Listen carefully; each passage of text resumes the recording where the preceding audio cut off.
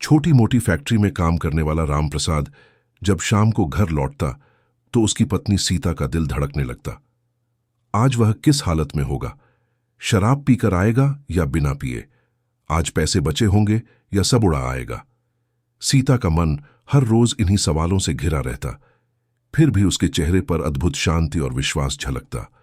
रामप्रसाद की आंखें लाल चाल लड़खड़ाती और जेब खाली होने के बावजूद सीता हमेशा दरवाजे पर एक दिया जलाए और गरम खाना तैयार रखकर उसका इंतजार करती। हर दिन एक ही प्रार्थना उसके होठों पर होती, हे सद्गुरु, आप इन्हें रास्ता दिखाओ, आप इनके अंदर के प्रकाश को जगाओ। ये कहानी है एक ऐसे प्रेम और विश्वास की जिसने अंधकार में डूबे एक व्यक्ति को नया जीवन दिया। दोस्तों, कहानी शुरू करने से पहले मैं आप सभी से जानना चाहूंगा कि आप कहां से हमारा यह वीडियो देख रहे हैं। कृपया कमेंट बॉक्स में अपने शहर या गांव का नाम जरूर लिखें और इस वीडियो को लाइक कर हमारे चैनल को सपोर्ट करें। साथ ही अपने दिन को शुभ बनाने के लिए कमेंट बॉक्स में राधा स्वामी जी अवश्य लिखें। अब चलिए कहानी को आगे बढ़ाते हैं। छत्तीसगढ़ के एक छोटे से शहर में रामप्रसाद और सीता का छोटा सा परिवार रहता था। 2 कमरों का किराए का मकान, थोड़ा सा सामान और बस इतनी आय कि गुजर बसर हो जाए। रामप्रसाद स्थानीय फैक्ट्री में मजदूरी करता था, मेहनती था, लेकिन पिछले 5 सालों से उसकी शराब की लत ने परिवार की शांति छीन ली थी। कभी एक होनहार युवक रहा था रामप्रसाद, पढ़ने में तेज, हंसमुख और अपने माता पिता का लाडला। लेकिन गलत संगत और जीवन के कुछ झटकों ने उसे शराब के दलदल में धकेल दिया था। शुरू में तो बस हफ्ते में 1-2 बार, फिर हर दिन, और अब तो दिन में कई बार उसे एक घूंट की जरूरत पड़ने लगी थी। सीता जब भी उसे समझाती वह चिल्लाकर कहता, तुम नहीं समझोगी, मेरी जिंदगी का दर्द मुझे ही पता है, यह मेरा शरीर है, मैं जो चाहूं करूंगा। सीता एक ऐसी नारी थी जो अपने आप में एक पूरी कहानी थी। बचपन से ही धार्मिक प्रवृत्ति की, हमेशा दूसरों की सेवा में तत्पर और अद्भुत धैर्य वाली। उसका विवाह रामप्रसाद से 7 साल पहले हुआ था, जब रामप्रसाद अभी शराब की लत में नहीं फंसा था। सीता के पिता का देहांत जल्दी हो गया था और मां अकेली थीं, इसलिए शादी सादगी से हुई थी। शुरुआती 2 साल तो बहुत अच्छे बीते, लेकिन फिर रामप्रसाद के एक दोस्त की दुर्घटना में मृत्यु हो गई और उसी दर्द को भुलाने के लिए रामप्रसाद ने शराब का सहारा लिया, जो धीरे धीरे उसकी आदत और फिर उसकी जिंदगी का अभिशाप बन गई। हर महीने की पहली तारीख को जब रामप्रसाद को वेतन मिलता, सीता के मन में एक डर समा जाता। क्या इस बार वह कुछ पैसे घर लाएगा या फिर से सब पी जाएगा? कई बार तो ऐसा होता कि वह 2-3 दिनों तक घर नहीं लौटता, और जब लौटता तो जेब खाली, कपड़े मैले और अक्सर शरीर पर चोटें लिए। सीता चुपचाप उसके कपड़े धोती, उसके घावों पर मरहम लगाती और उसे खाना खिलाकर सुलाती।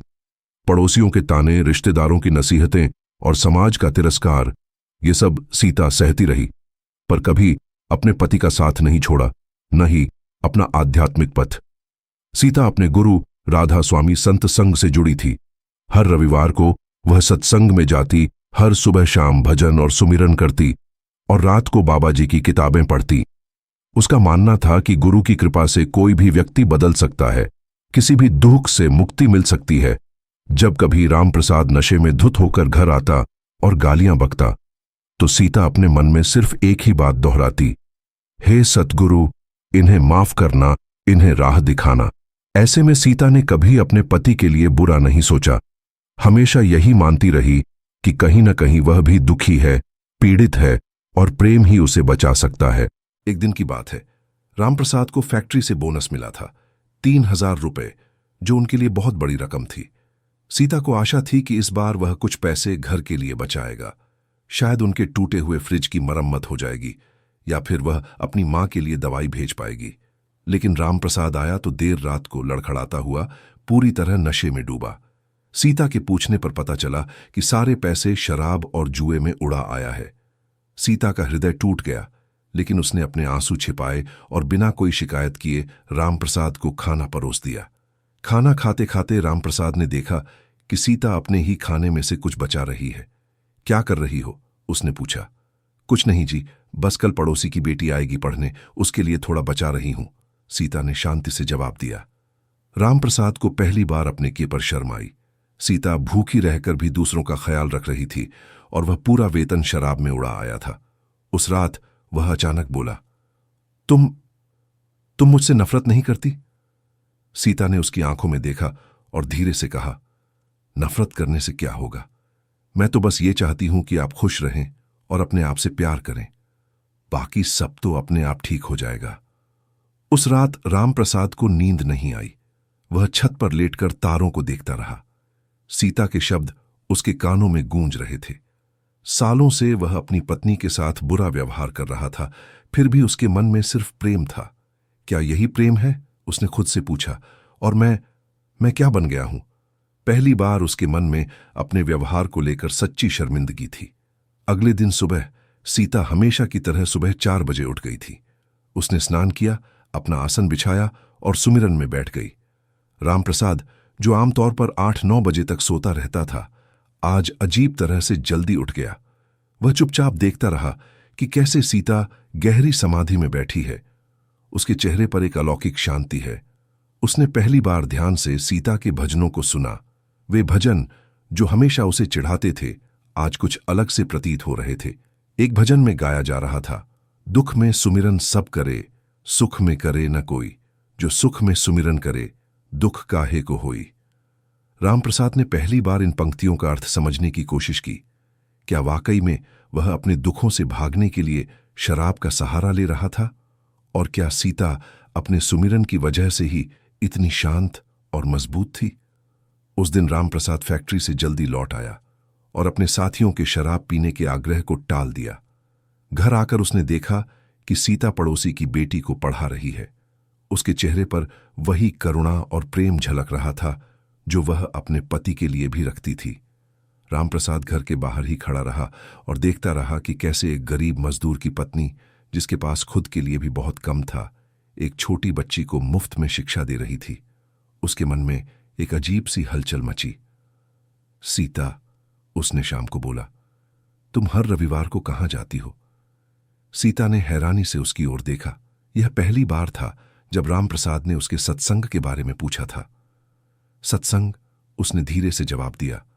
राधा स्वामी सत्संग। वहां गुरुजी प्रवचन देते हैं, भजन होते हैं और मन को बहुत शांति मिलती है।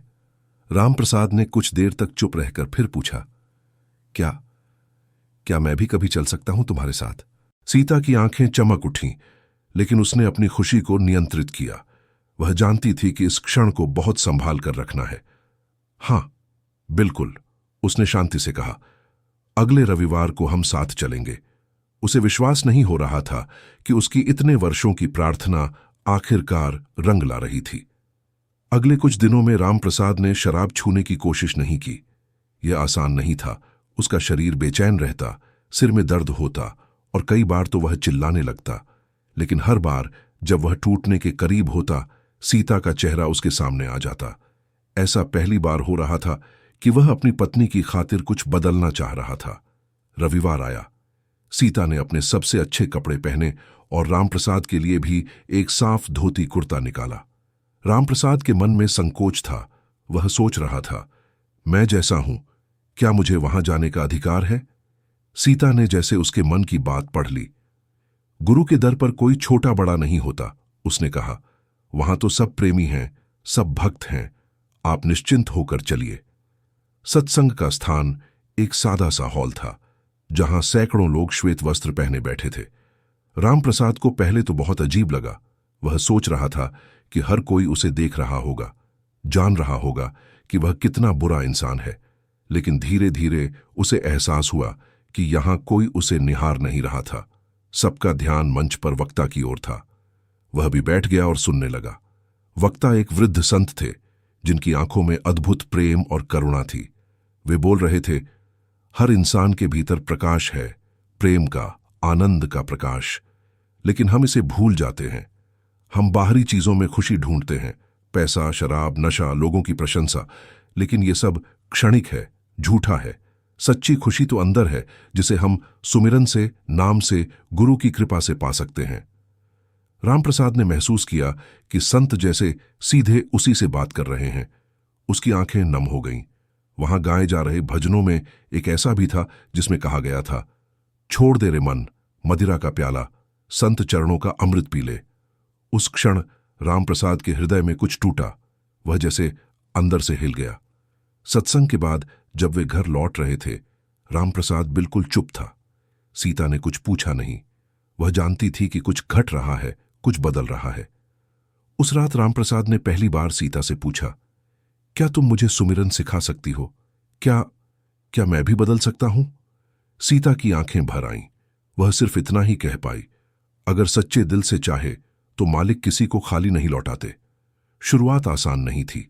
रामप्रसाद का शरीर शराब के लिए तड़पता, उसका मन अशांत रहता। कई बार वह रात रात भर करवटें बदलता, पसीने से तर हो जाता। वह चिल्लाता, रोता और कभी कभी तो सीता पर भी हाथ उठाने को तैयार हो जाता। लेकिन हर बार सीता उसके सामने शांत खड़ी रहती और धीरे से कहती, यह शराब की तलब है, यह आप नहीं है, हम मिलकर इससे लड़ेंगे। सीता का अडिग विश्वास, उसकी करुणा और उसका प्रेम ही रामप्रसाद का सहारा बने। धीरे धीरे रामप्रसाद ने सुमिरन करना शुरू किया। पहले सिर्फ कुछ मिनट, फिर थोड़ा और। वह हर रविवार सत्संग जाने लगा और धीरे धीरे वहां के वचन उसके हृदय में उतरने लगे। एक दिन उसने एक वचन सुना जो उसके जीवन का मंत्र बन गया, जो बीत गई सो बात गई, अब आगे की सुध ही ले। यह सुनकर उसकी आंखों से आंसू बह निकले। उसने महसूस किया कि वह कितने सालों से अपने अतीत के दर्द में उलझा था और उसी को भुलाने के लिए शराब का सहारा लेता रहा था। गुरुजी के शब्दों ने उसे जैसे एक नई दिशा दी। अतीत को छोड़ो, वर्तमान में जियो, भविष्य को सुंदर बनाओ। 3 महीने बीत गए। रामप्रसाद ने शराब को हाथ नहीं लगाया था। यह एक चमत्कार जैसा ही था। उसके चेहरे का रंग निखरने लगा था, आंखों में चमक आ गई थी और वह अब फैक्ट्री में भी अधिक ध्यान से काम करता था। उसके सुपरवाइजर ने भी नोटिस किया और उसे एक छोटी सी प्रमोशन मिल गई। पहली बार जब वह अपना पूरा वेतन घर लाया, सीता की आंखें खुशी से भर आईं। उसने उस शाम विशेष खाना बनाया और दोनों ने मिलकर भजन गाए। रामप्रसाद ने सीता का हाथ थामा और कहा, मुझे माफ कर दो सीता, मैंने तुम्हें बहुत दुख दिया है। हमारे पास कोई जादू नहीं है।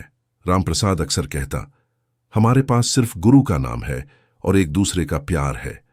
उनका घर एक छोटा सा आध्यात्मिक केंद्र बन गया।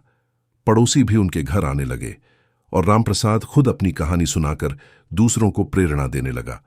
वह अक्सर हंसते हुए कहता, मैं जीता जागता उदाहरण हूं कि अगर मैं बदल सकता हूं तो कोई भी बदल सकता है। और इस पर सब हंस पड़ते। गांव में अब उसकी पहचान बदल चुकी थी। जिसे लोग शराबी कहते थे, उसे अब भक्त या प्रेमी कहने लगे थे।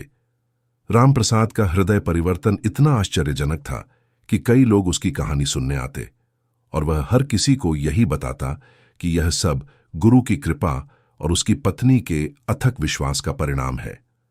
एक दिन फैक्ट्री में एक नया कर्मचारी आया जिसे शराब की लत थी।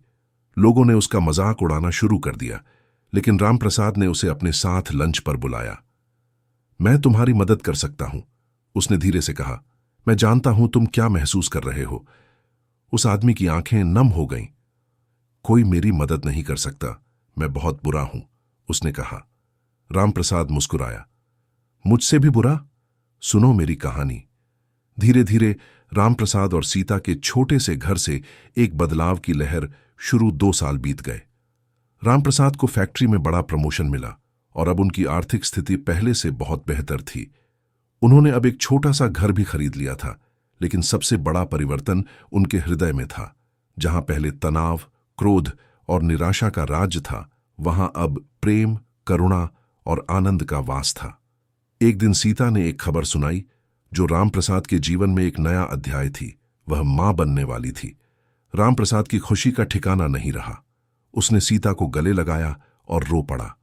मैं अपने बच्चे को वो सब नहीं दिखाऊंगा जो मैं पहले था, उसने वादा किया। मैं उसे प्रेम, सेवा और भक्ति का मार्ग दिखाऊंगा। सीता ने अपने आंसू पोंछे और हंसी। अरे, इतना भावुक मत होइए, बच्चा अभी आया कहां है। जब उनका बेटा प्रेम पैदा हुआ तो पूरा गांव जश्न मनाने आया। लोगों ने कहा कि वह बच्चा खास है, क्योंकि उसके माता पिता ने साबित कर दिया था कि सच्चा प्रेम और विश्वास किसी भी जीवन को बदल सकता है। प्रेम का जन्म सिर्फ एक बच्चे का जन्म नहीं था, बल्कि एक नई उम्मीद का, एक नए विश्वास का प्रतीक था। सीता और राम प्रसाद का घर अब प्रेम, सेवा और भक्ति का केंद्र बन गया था। हर रोज शाम को भजन होता, हर रविवार छोटा सा सत्संग होता और दूर दूर से लोग उनकी कहानी सुनने आते। वे हमेशा कहते, यह हमारी कहानी नहीं है, यह गुरु की कृपा की कहानी है। हमने तो बस अपना कर्तव्य निभाया।